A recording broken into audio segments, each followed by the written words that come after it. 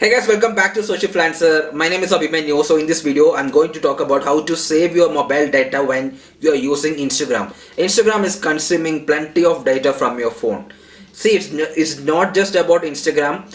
Apps like YouTube, Google Chrome, UC browser, every apps are using plenty of data from your phone.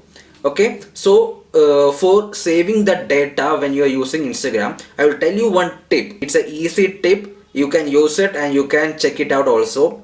It is very helpful for saving your data. Let me take my phone and I will show you how it works. Okay guys, First you have to do is open your Instagram account, go to the top right side, three lines over there, click that and go to settings. Click settings, and next thing you have to do is go to the account option, click account, click that, and next thing is you can see to the bottom, you can see cellular data use.